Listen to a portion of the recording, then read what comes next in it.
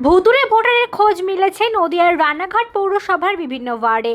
ঘটনায় কটাক্ষ বিজেপির, যার মধ্যে অধিকাংশই আবার মৃত প্রাক্তন চেয়ারম্যান নাকি ভোট দিয়ে গেছেন পৌর ভোটে, এমনই অভিযোগ তুলে ধরলেন বিজেপির কাউন্সিলর। নদিয়া জেলার ব্লকগুলির পাশাপাশি রানাঘাট পুরসভা এলাকাতেও দলীয়ভাবে চলছে তৃণমূলের তদন্ত।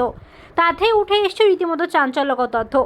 কম বেশি প্রায় 5 শতাধিক ভুতুড়ে ভোটারের খোঁজ মিলেছে শহরের বিভিন্ন ওয়ার্ডে, যার মধ্যে অধিকাংশই আবার মৃত।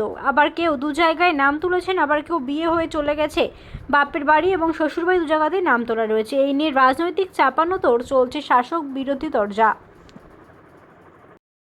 বিষয়টা যেটা নোটিশ করা গেছে, লাস্ট 5-7 বছর ধরে তৃণমূল কংগ্রেস ব্যাপকভাবে ভুতুড়ে ভোটের নাম ঢুকিয়েছে।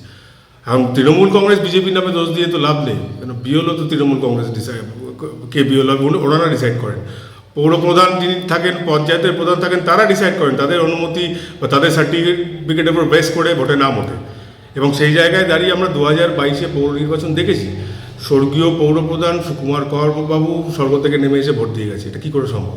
এবং আমাদের, আমি 12 নম্বর ওয়ার্ডের কথা একদম ডেলিভারেটলি বলছি, ওখানে এমন কিছু ভোটারের ভোট হয়েছে, তা মানে আমাদের এক বন্ধু বান্ধবের মা ভোট দিয়ে গেছে, তিনি কিন্তু 2 বছর আগে কত হয়েছিলেন। এটা কি করে সম্ভব হয়? এটা তৃণমূল কংগ্রেস বিজেপির নামে চাপালে তো হবে না।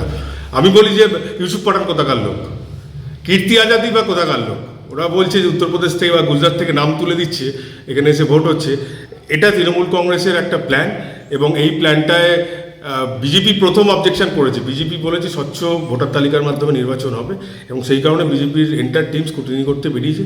আমরা প্রত্যেক বছরই স্ক্রুটিনি করি, হয়তো ভোটের বছর আগে একটা স্ক্রুটিনির উপর জোর দিই, কিন্তু এবছর আমরা সারা বছর ধরে স্ক্রুটিনি করব। এবং স্ক্রুটিনি করার মাধ্যমে আমার নিজের ওয়ার্ডও আছে, 7 নম্বর ওয়ার্ডও আছে, বাড়ি বেঁচে চলে গেছে, দীর্ঘ 5 বছর হলো 3খানা বড় ইলেকশন চলে গেছে, জেনারেল ইলেকশন, তারা ভোট দিতে আসেনি। এখনও সেই নাম কিন্তু আমরা বলা সত্ত্বেও সেই নাম আছে। সুতরাং আমি আশা করব যে নির্বাচন কমিশন স্বচ্ছ ভোটার তালিকা বানাক, এবং আমরা আমাদের 1 নম্বর ব্লকের ভিডিও অফিসের কাছেও যাব, যে তালিকা, আমাদের তালিকা যেগুলো উঠে আসবে মৃত ভোটারের, এবং সেইগুলোর মাধ্যমে আমরা চাইব স্বচ্ছ ভোটার তালিকার মাধ্যমে 2026-এ নির্বাচনটা হোক।